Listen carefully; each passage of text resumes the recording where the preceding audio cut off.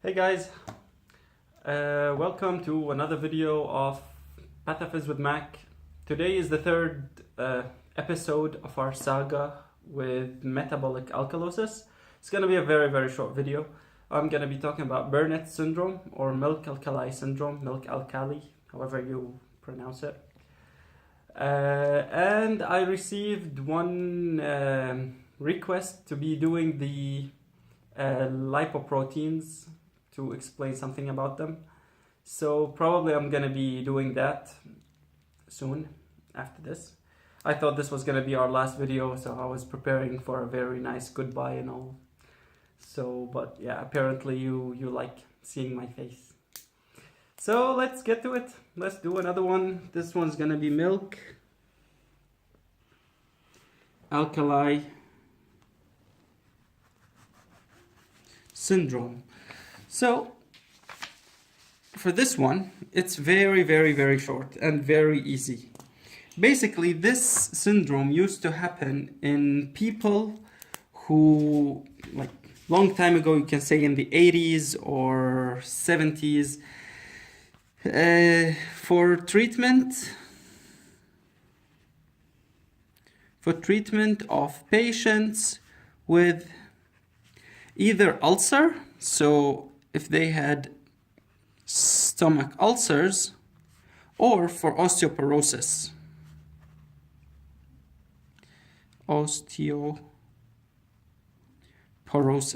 So what would they give? They would take calcium for the osteoporosis, and for the ulcer, they will take carbonate. Okay? So it's a compound that has calcium carbonate in it. And the problem is this excessive intake of it. So they used to take a lot of these pills or these tablets that had calcium carbonate in it. So high calcium carbonate. Oh, nothing here.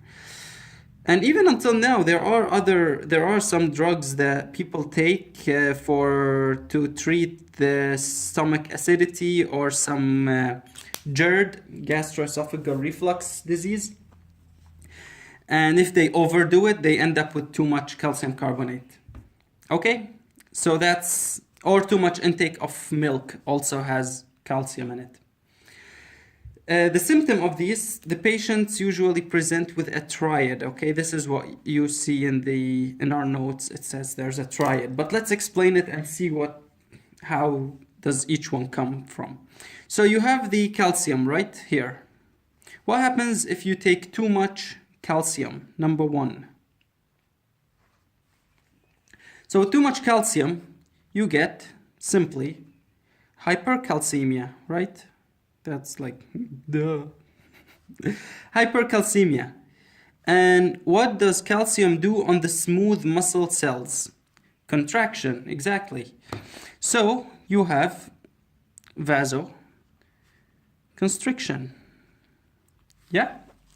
Okay, and where does this calcium go? Where does it go? Of course, it goes out to the kidney. So there's high calcium in urine. What does the high calcium does? What does it do in urine? Two things. Genau. So you have the nephrocalcinosis. Nephrocalcinosis and stones, basically kidney stones, or nephrolithiasis. Yeah, let's write a sophisticated word. So you have nephrolithiasis. Calcinosis means the pathways themselves, like the ureter, have calcifications on it. But this one is the stone itself. Okay.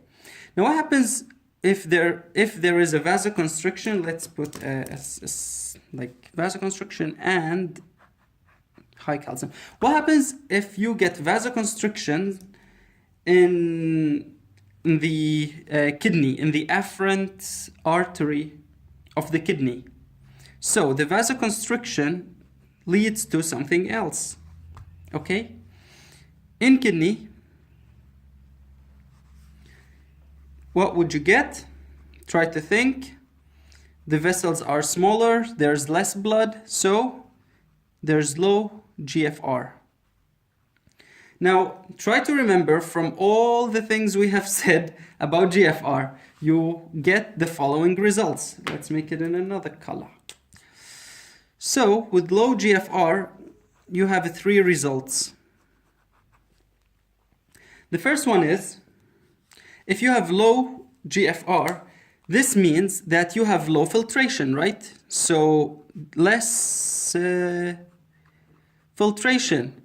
And what's the problem here? If you don't filtrate this carbonate that you got from the pills, then they are retained. So less filtration meaning HCO3 retention. And this will lead to, making it worse, basically. I'm going to be talking about the generation phase and then the maintenance phase, as we said in the rest of the types, but a bit in a different order. So low filtration will lead to HCO3 retention. The second one is, as we said, proximally and distally. So you have something happening proximal and something happening distal. Proximally, the trick will increase because low GFR. So remember the trick? The trick's role was to reabsorb sodium so that you have regain some volume. So if the trick increases, then that means you have increased the Na and increased the bicarbonate reabsorption. Reabsorption.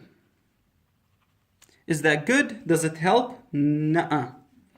And third, distally, what is it? RAS. So with increased aldosterone, what do you get? You get K out and you get H out. Is this good? No. So now I'm going to be putting in this color, okay, in green, all the factors that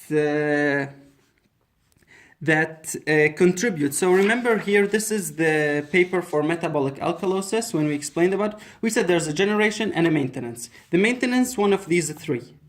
So in milk alkali syndrome, the cause, the generation phase is this one simply. There's HCO3 gain due to taking these pills or tablets. And the maintenance, so this problem is maintained by this low GFR that causes what? The HCO3 retention and this reabsorption and the K out and the H out. Okay? And the K is one of the causes that we said there's hypokalemia. And the GFR is basically the same as the low volume because if you have vasoconstriction, we said less blood, meaning less GFR. So it's kind of like the hypovolemia that the kidney senses that plays the role of the maintenance phase. Okay? Now here in the notes, it also says another thing, but that's just an additional idea. It says that this can progress into a very evident disease in case, so you can get metabolic alkalosis if you see it in brackets, if you have one of these 2 factors which will play the role of the maintenance phase. Now, when I explained about these are just mechanisms. So it's not that everyone who takes calcium carbonate will get all of these things.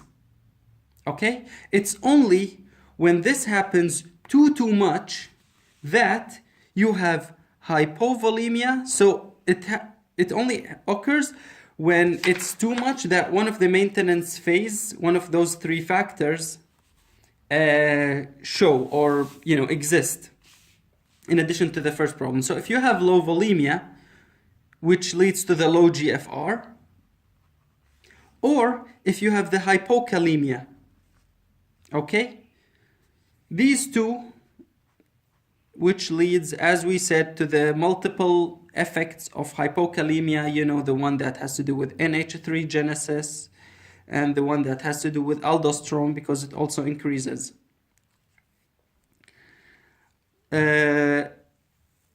So these would be the maintenance factors and that would lead to a metabolic alkalosis in this case. Okay, so this was it, a very short video. about metabolic alkalosis. See you next time in lipoproteinemia, lipoproteins and these stuff. Okay? Study well. Let me know if you need me to do anything. Auf Wiedersehen.